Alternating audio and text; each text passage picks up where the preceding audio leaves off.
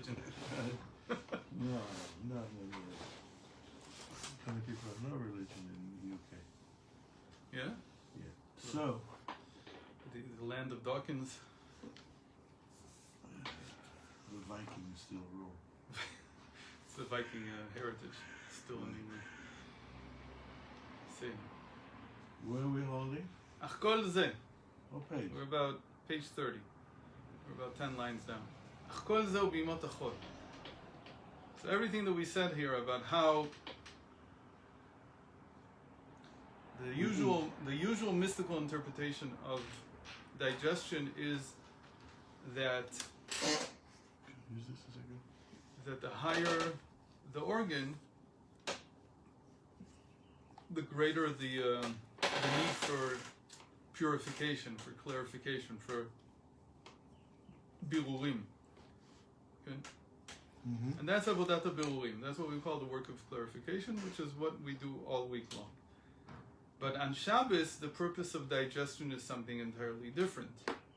Again, in the body, it's always the same. He's referring now to the business of the cows eat the stones, and the stones, and we eat the cows, and we.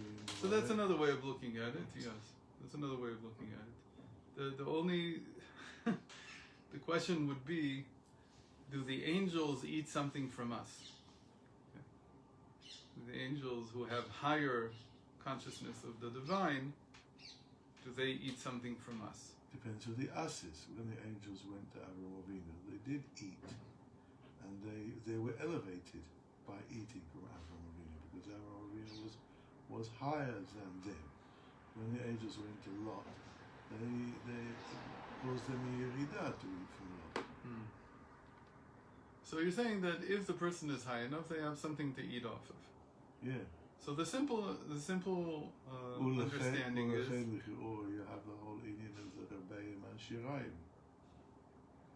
So expand on that. What do you mean? Well, the Shirayim is what's left over from Yeah, the so- Rebbe. So the Rebbe gives this kid. So presumably he's now elevated it so much that we can be elevated from that in a different way than we could with other food. It's got another level of elevation. The sod of Shirayim is a big secret in the creation of the world. A big secret. It's symbolic of what Hashem, as it were, left over of further possibilities that were never actually manifested in reality. So the food that the Rebbe leaves over is like a symbolic form of the same thing. And then by eating it, it's like you receive from, it's called Tosefet HaMeruba La'ikar. Not exactly, it's a little bit different than that, but it's the same idea that there is that which was left over. It's very interesting that it's one of the kavanos of the Arizal in Ma'ariv. When we daven Ma'ariv, Meshanei timu machalif et hazmanim. So the Arizal explains that he changes the times, or changes the era, changes the eons, by bringing down some of those other possibilities that were never manifest until now. And that creates something new. So we got something else. Well, it's like when you've got two decisions and you can go left or right. So you go right, but there is actually a world created of what would have happened had you gone left. So here it goes back to before, worlds. even before the decision. So that world that wasn't created, Right. you can still tap into it. You can still take from it. By the way, there's a what do you call it in halacha? There's a, what's the word? Mashmo'ot ba'halacha of the inyan. Those that say that if you're in shul and you're bidding for an aliyah, Dvarim shebalev. and you said it, but you didn't win it, you've still got to give that amount of money. So that's a topic about dvarim shebalev, im em dvarim or lo dvarim. Yeah.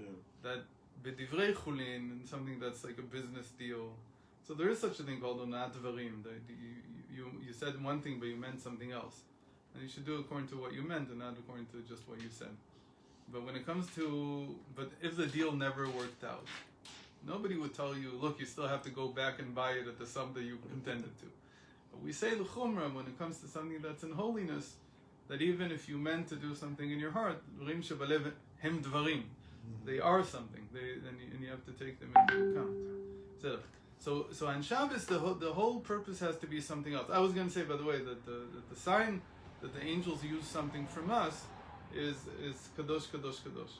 That they can only say kadosh after we said kadosh, meaning they build upon it. It's like they take from the holiness that we create, and then they can elevate themselves higher. But there's also the whole idea that every time you do a mitzvah, you create an angel and so on. So The angels don't do mitzvahs. Right, They so have that's no why free they're choice. dependent on us. You can say the same thing that humans don't photo atrophy. they don't photosynthesize. So you have to get it from the plants, and then the animals they also don't. And then you have this whole pyramid of a food chain. So what's going on Shabbos? אבל בשבת בעורר אסור. It's forbidden to select, to clarify, to choose that which you want from that which you don't want. אלא אכילה יותר עליונה. But the purpose of food, of eating, the significance of the act of eating on Shabbos is something entirely different, it's much higher. מבחינת המשכה מלמעלה. And it's actually a motion not from below to above, which is everything we've been discussing, again, food chain and everything we've been saying, and in the body itself, but rather it's drawing down from above. And that's what it means, v'karata Shabbat only. You should call Shabbos pleasure. And pleasure here means some kind of higher realm from the crown.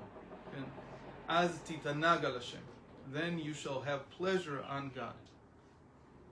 And this is all the discovery. Whenever we say higher, we mean the crown, and we mean that it's a discovery of the superconsciousness. And the middle part of the superconsciousness is called ta'anug in the Arizal, in Chassidus. Ki nektiv. So now he's going to explain this. Ki nektiv. How could it be that by eating you're drawing down something higher? Again, the natural world seems to indicate that eating is a clarification, it's a selection process. That the more pristine, the more pure the food is, the higher up it feeds in the chain. Therefore, the most purified food, the best food goes to the brain, and therefore allows the action, the synthesis of the thought, of thinking of Hashem, of being misbonen in Hashem, contemplating God. So how can it be that something which is going from below to above will suddenly bring down, in the act itself, it brings down the supernal, it brings down the crown, it brings down the pleasure. So the answer is kinekti b'chol v'kedem tzartani. So this is a big principle in Chassidus and Kabbalah, that you have created me back and front. Acho lema'aseh bereshit. And on one hand, man was the last one created. She'amachal kmo shu lemata b'yiridato v'shvirat hakelim. So the food is like lower than man. It went to a lower place in order so that we could benefit from it. So whenever you say that somebody is eating something else, what you mean to say is that they're benefiting from it. And it's like unfortunately, people don't know how to read Chazal. I keep saying this because they really don't know how to read them. They read them like they were writing some IKEA instruction booklet, or they read them like they're writing some kind of documentation on Windows. I don't know how they read it. They read it as if Chazal are living in 2000, again, some kind of textbook, like they're living in 2020. Chazal say in Yuma, in Tractate Yoma, that you're allowed to shech the Nama Aretz on Shabbos, on Yom Kippur. People read this, what are you talking about? And they write whole essays about how much Chazal hated the Amma Aretz and they despised them and so on. So even if somebody would think something like this, it means that he's never met a real sage. He's never met somebody who's really ingrained in Torah. They had different ways of saying things allegorically, of saying things metaphorically. When you shecht something, you're elevating it. So the question really was, are you allowed to spend time on Yom Kippur, the holiest day of the year, elevating somebody else. It's called shechting. En v'shachat ela umashach. And mashicha always means to elevate something. Nimshoch, with a chaf, not with a chet. Nimshoch, it means to pour on something. Nimshoch lemala. You're pulling it up. So it's an allegorical way of saying it, so that you would, so the people like wake up and they say, "Wow, what's going on?" It's not meant to be taken literally, but people take this literally. They don't understand what they're saying. But it's like the question of the Alter Rebbe. He on Yom Kippur went to cut wood and light a fire for a woman who was sick or had just given birth. I don't remember what it was, and nobody else remembered that she was there alone. And he did it himself. He could have sent anybody. But it's the same idea. Why do you make such a big fuss out of such a shturim out of something like this? Because you want people to remember this. Okay? So you say it in a certain way that people will remember. They won't forget. Okay? So shechting is always elevating something. So the whole process, achol v'kedem tzartani, the very fact that we can benefit from food is because food, the living being or the growing being, even some of the minerals, they fell down from a higher place into a lower place so that we could benefit from them. שהמאכל כמו שהוא למטה בירידתו בשבירת הכלים, הנה האדם שהוא בבחינת קדם, שהמאכל הוא מתברר על ידי האדם.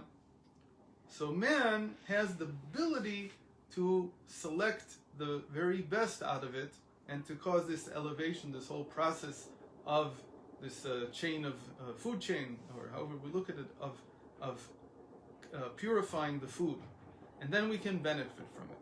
So man, in that respect, is higher than the food. But really, אבל בשורשו למעלה מעולם הטוב. But really, the food, the animal, and the plant really came from a higher place. Okay? Higher, that because it's from the world of Tov. Lifnei meloch melech livnei Israel. Before there was a king appointed for the Jewish people. But afterwards, these kings, they fell, they died. This is the shattering of the vessel. So really, the source of the food came from a higher place. We've seen this a few times already. This is already the second time he's mentioned it here. First time was in the Maimer that we didn't learn this here, but it was in the Maimer of Le'avin hatam shenishna yetzirat guf adam, on page 6. So there he went in length into this, and this is a topic that's discussed a lot in Chassidus, that really the source of the food was higher, and then it fell down. The plant and the animal life fell down, and the pshat is that the animals and plants were created before man. So clearly the order there, clearly, people want to say that the order there is an order of evolution in the first in the first account of creation. But apparently the order is not one of evolution. It's an order of importance, of how high it is spiritually. So the light is the highest. So the animals are from Tahoe. Where's the man from? Man is already tikkun. Man is already taking all the pieces of Tohu and building together, rebuilding this picture of man. And so man in that sense is Naaseh Adam, let us make man. Who is Hashem saying this to? So the explanation is in Kabbalah and Chassidus, he's saying this to all the creatures. We're going to, it's like the 6 billion, now it's the $6 billion man. And we have the technology, we have pieces left over from everybody who screwed up. And let's make man. We'll make him out of this. But the benefit of that is that he can really take from everything. That he can really build from them, because whatever was still left as junk, he can now elevate himself. We've shown him how to build himself from the pieces, and now he can continue doing it and elevating the rest. That's the achol v'kedem tzartani, that you created me front and back, or last and first. On the one hand, I'm last because really I'm built from junk. On the other hand, I'm first because I have now the ability, as we'll see, to do something much more than they can. Even though I'm created from the leftovers, as it were. Like the whole world itself is created from the leftovers and so on. This keeps going on. It's the ultimate theory of the underdog. All of Yiddishkeit is the ultimate theory of there being a tremendous schus of being the underdog. Because if you're the last, you can pick everything up. If you're made out of... Shividan. What?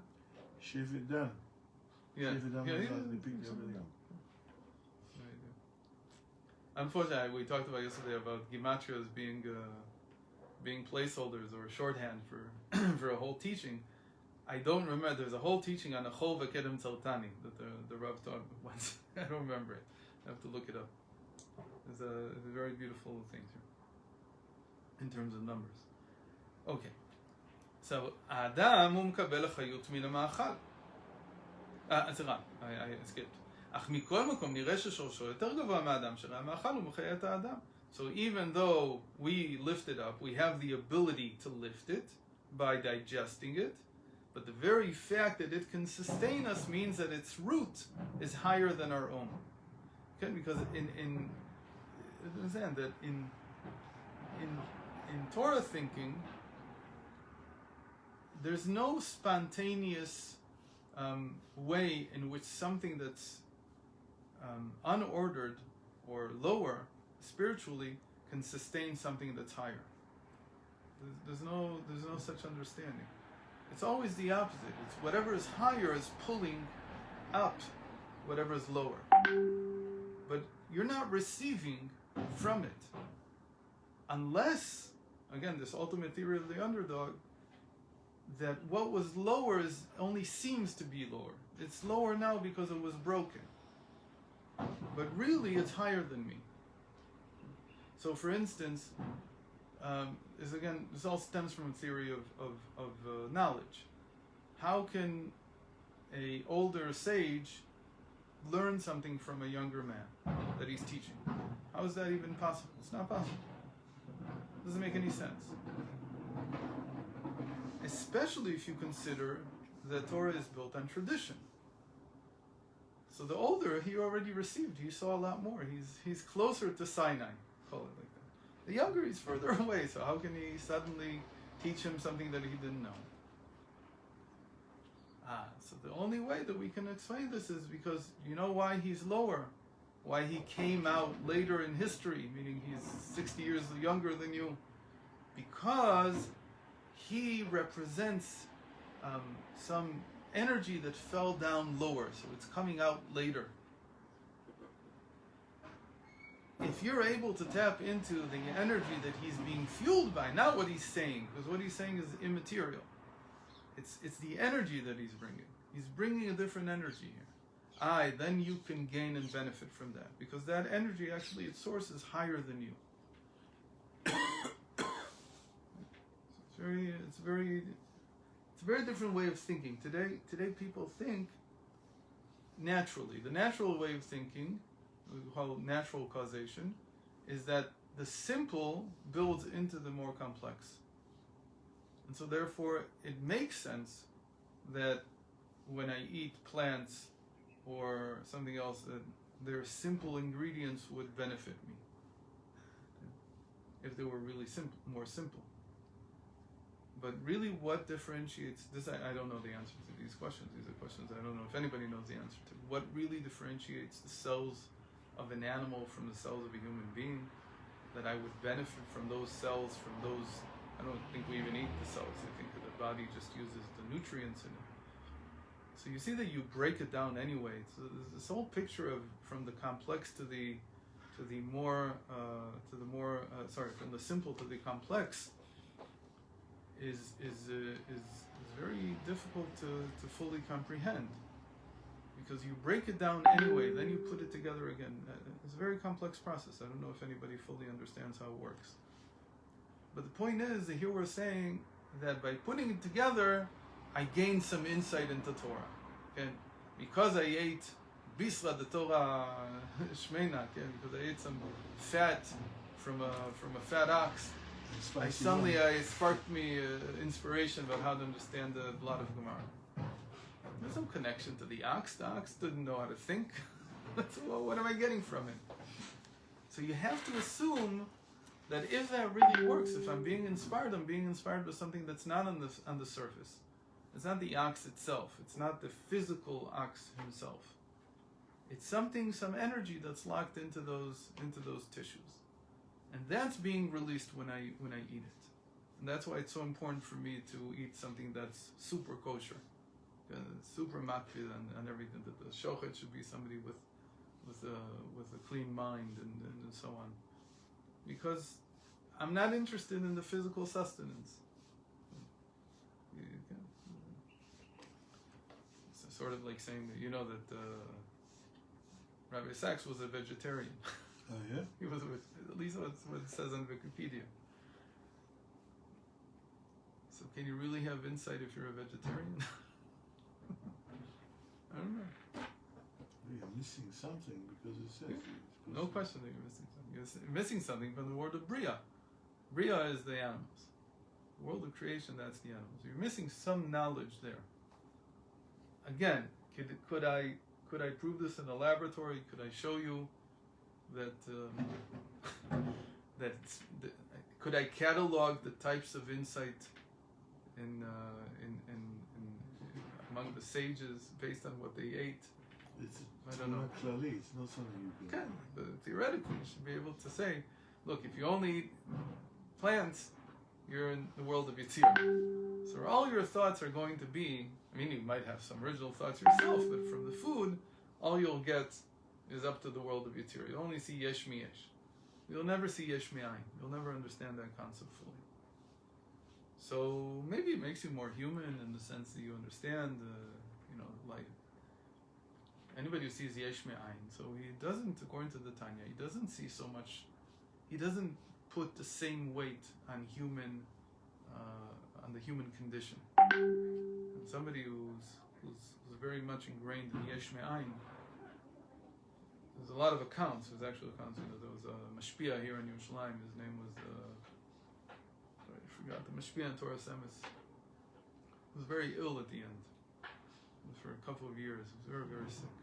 He wrote some interesting journal entries. Simchovich, Alter Simchovich was his name. And there's a lot of his articles and some of the journal entries that showed up in the Achi, in the journal that Chabad put out in the early 1900s. So he fought, in his consciousness, he fought against his feelings of pain and being sick for a long time before he passed away. He fought with what it says in the Tanya in Igeres HaKodesh Yud Aleph, in the 11th epistle, that when a person has his sights on yesh mi ayin, he doesn't feel any pain. He doesn't feel any suffering. Because what's there to suffer? The world was just created. Like if you have that consciousness, the world is just created. The vegetarians, usually they have something to do with the suffering of the animal. Okay. How is it that a person who has obviously the same sensitivity can easily eat meat and one can't and the other can't?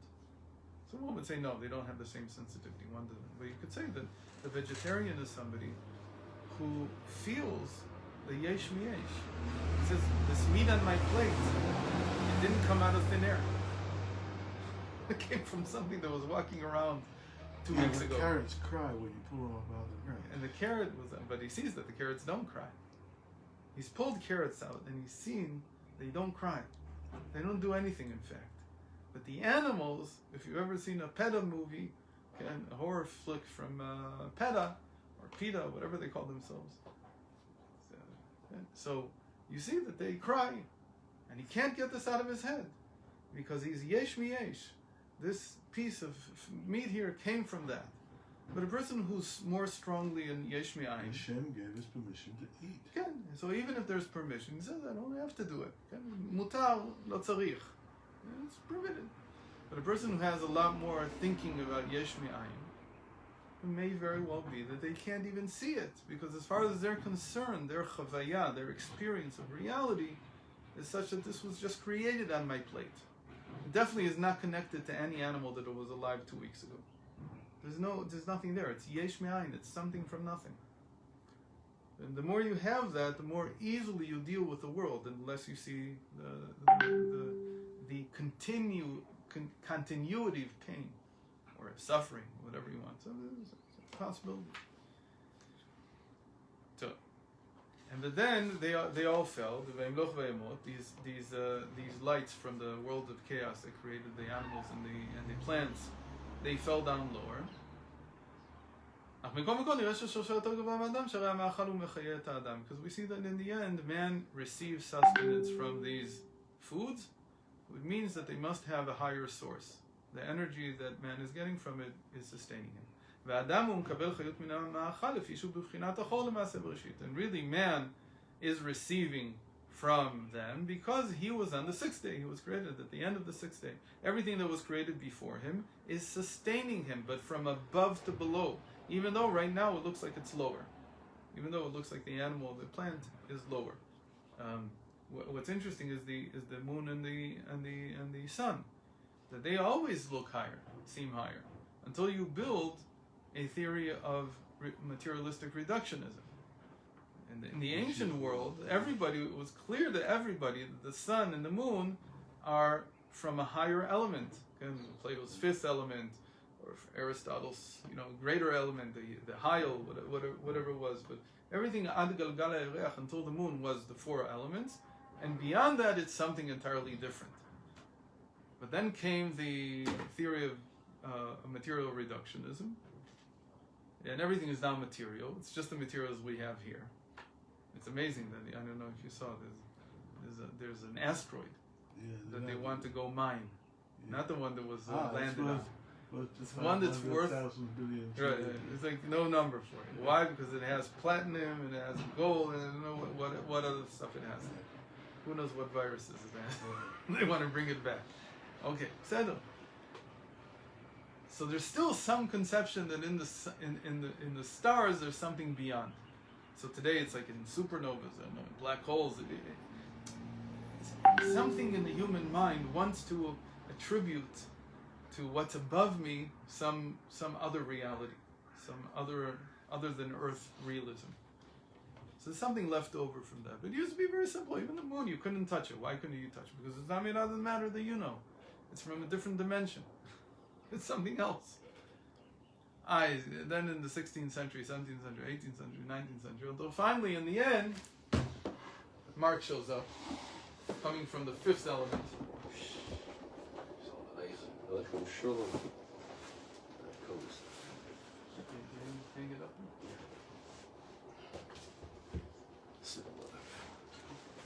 Okay. Oh, you made it. So it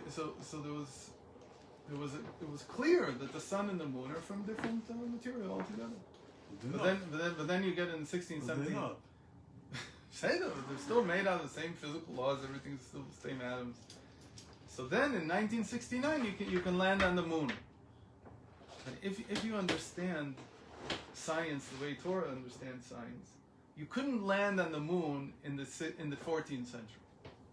Because nobody believed that the moon was material like our material. No, it was made out of cream cheese. Oh, Swiss cheese. Swiss cheese. You've been eating too much meat. So, it has to do with the human consciousness. And the way that the Torah looks at it, if you don't have the belief ingrained, take an example. You want to say to me that if I don't believe you exist, you don't exist? That's not true. Take a real example from Lichiyot im Hazman, right now. Yeah. What's going on in America now with the voting? It's a fight between, it's not a fight about reality. It's a fight about perception. The battle's about perception. If Chaz v'Shalom you would say that, you know what, this time we actually checked and there were 100,000 votes that purposely, non-purposely, doesn't really matter, but they weren't kosher, that's an earthquake. Because you're ruining, you're destroying the concept upon which democracy is based. Democracy is based on the idea that every person gets one vote. That's the groundwork. That's what it's all dependent on. And like Rav Steinsaltz used to say, Jefferson took that from Torah. Why? Because the Torah was the first place to believe that every person has a soul. So he's expressing something. It's not. In an empire, you went to the Babylonian Empire, to the Assyrian Empire, where there's slavery, where there's anything like that. There's a simple idea that most people don't have a soul. Most of the people are here to serve me. I have a soul, says when they said, I'm God, what they meant to say is what we say when we say I have a neshama. Today everybody's a God, in that sense. I have a part of God in me. That's what democracy is based on. So if you come and you attack that, it doesn't matter that we're not stupid. We know that there are always, problems. There's always fraud. But you can't change the results of an election based on this fraud, because you will undermine the whole concept of democracy in the entire world, because all of democracy in the entire world is based on how it is in the United States. Okay? Even though the French claim to have invented it, but they never really took it anywhere. They built something like whatever they built. But in America, because in France, the simple reason was because there was a indigenous national spirit that everybody shared, that it wasn't clear exactly what democracy means. Democracy in its fullest, widest sense means that every single human being who comes here, it doesn't matter, and America is a land of immigrants. It's the big experiment. Can I take people from Africa, from China, from Norway, from Germany, the biggest, what do you call it? The biggest ethnic group in America is Germans, and 160 million. You know that in America they used to, before World War II, by World War II they stopped entirely, but there were dozens of daily newspapers in Germany.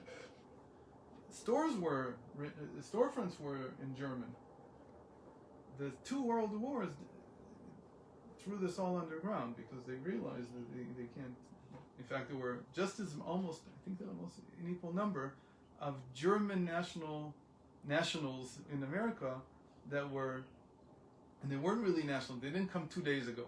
They were Germans from the 1800s, who were put into concentration camps just like the Japanese during World War II. America is very German. Trump, I think, is half German. Most of them are German in some way. So anyway, that's an example of that the perception of what counts. It's not so much what the reality is. So if people before the 20th century couldn't even envision that the moon was something you could land on, then you couldn't do it. You just can't. It's like somebody envisioning today that you can walk through a wall. It just can't be done. There's no point. Somebody writes a paper and he says, I have demonstrable proof that I walked through a wall. Who's going to even read it? Nobody cares. You're talking nonsense. It's like today, though, the whole state of academic study of Kabbalah. Okay? Since we already know, or the academic study of the Bible. Okay? Since we already know that these things don't exist, so you have to read it in a different way. It's not what it says. Why? Because perception is everything. In the end, how I perceive things, this is how I'll understand them. And you can't understand them. That's why they read so anachronistically. They can't read it for what it really is saying, even if anachronistically. They read things as if, again, like we said, shochet la'am ha'aretz, shechting the am ha'aretz. What are you talking about? They weren't here. They had their own language. They had their own. It's not that they're entirely not sensitive to it, but to a great degree they're desensitized to being able to read what it says. Anyway, getting back here. We have time, right? I have 10 minutes.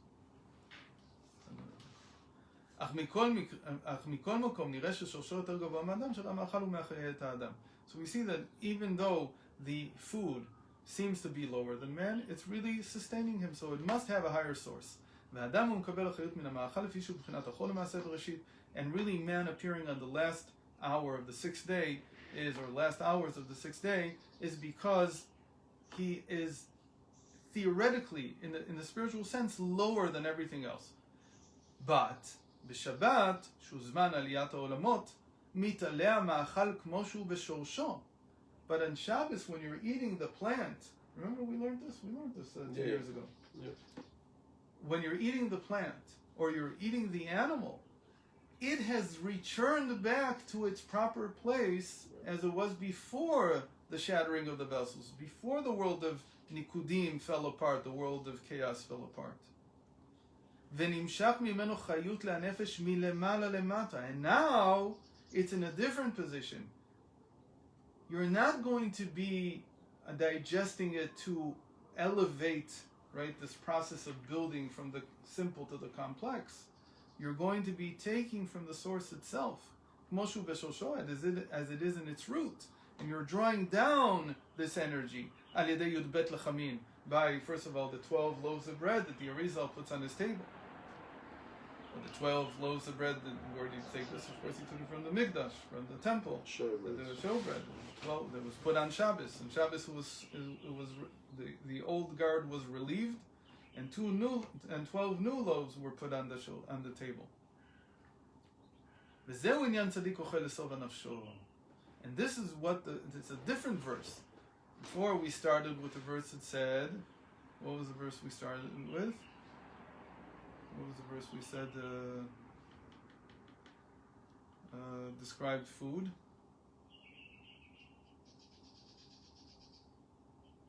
No?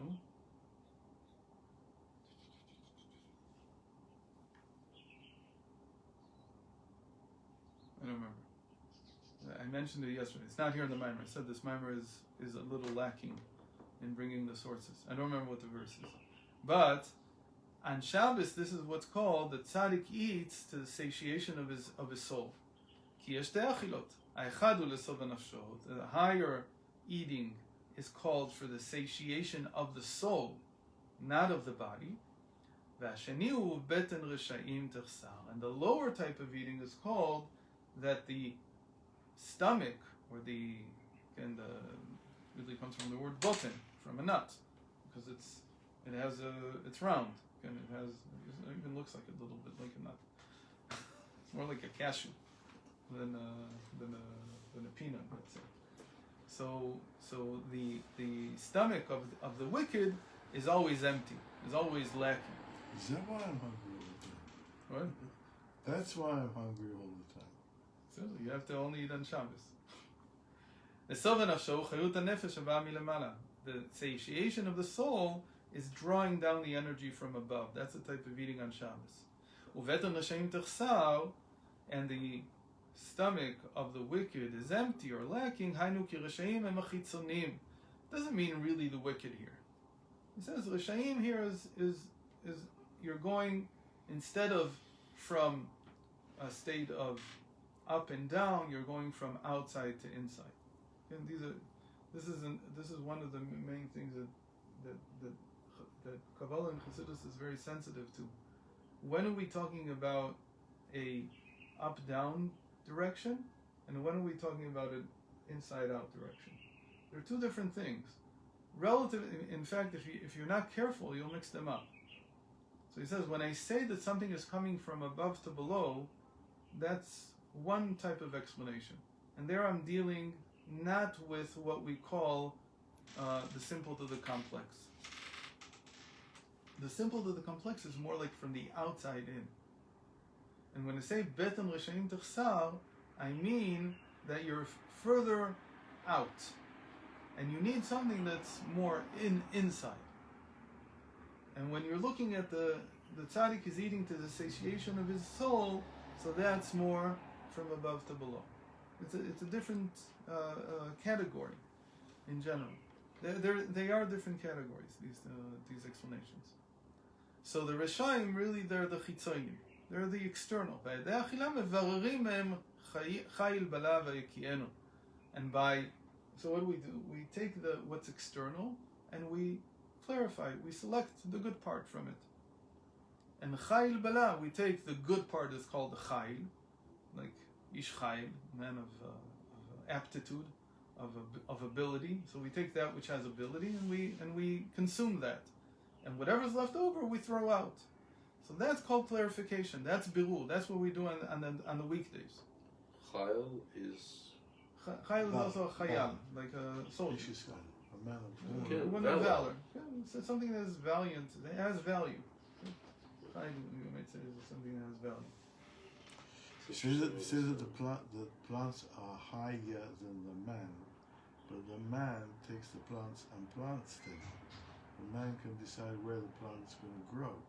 Mm-hmm. That shows that he's sholet on the plants. He makes orchards. He makes fields. Yeah, but the plants are true to their creation. Man, not always so. That's why they're higher. No, you can do what you call it with plants. You can take it. You can, but the plant itself can't. It can't act outside of its nature. It's an apple tree always gives apples. Human beings, on the other hand, sometimes give nuts. That's one way of explaining this, how something might be higher, even though it seems to be less complex.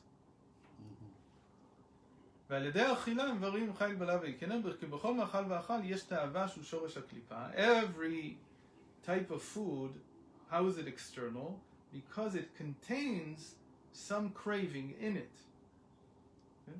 So when Chava said, "Ki tov ha'etzem ha'achal v'ta'ava u'la'inayim," the thing we talked about this year, that this fruit is good and it's a craving for the eyes. The eyes crave it.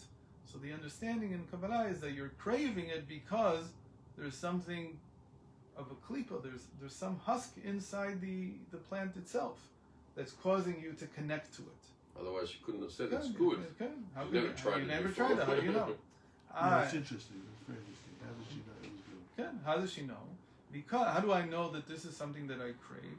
The usual explanation, by the way, is I crave it not because of the klipa. I crave it because of the spark of holiness inside. That's the usual explanation. But here is giving another. Just as much as you could be drawn to the good part of it, to the value in it, you might be drawn to the craving in it. And that's the question: what are you being drawn to? By the way, that's a whole thing about eating. That when you eat, Chazal say you have to look, you have to be able to see. Don't eat in the dark. Snakes. They don't mean don't eat in the dark just in the sense that have a good fluorescent light above you. They mean don't eat in the dark of your mind. That if you're preoccupied, don't eat. If your mind's dark now about eating, don't eat. Why? Because you have to be conscious of what you're eating. You have to say to yourself, "I am." This is like may sound new agey, but it's a lot of the science of medicine has to do with your perception again. That if I'm waiting to receive something good from this, that's what I'll get. Like they put people into a room which had lights on it, and it turned all of the food blue. And they served them the food, and people couldn't eat it. The food wasn't blue. The food was regil. They changed the lighting so that it looked like blue, so people were magil. They couldn't eat it. Yeah. Perception. Here we're going even deeper. We're saying if you're going to take out the spark of holiness and not the craving, you have to be conscious of what you're looking for. That's why in the Tanya, what does he says? He says before you go to eat, what should you do? You should break the craving. So wait 5 minutes, he says. Don't eat right away. The fourth hour instead of the. Good. Wait a little bit. Just waiting that little bit ensures that you're not eating because you're craving. And then you can have intent that I want to take the value in this. Break Shkoyach. It's very deep mind on this. Because it's short. And really in other places it's much longer and it's either... More verbose. Yeah, it's more elaborated.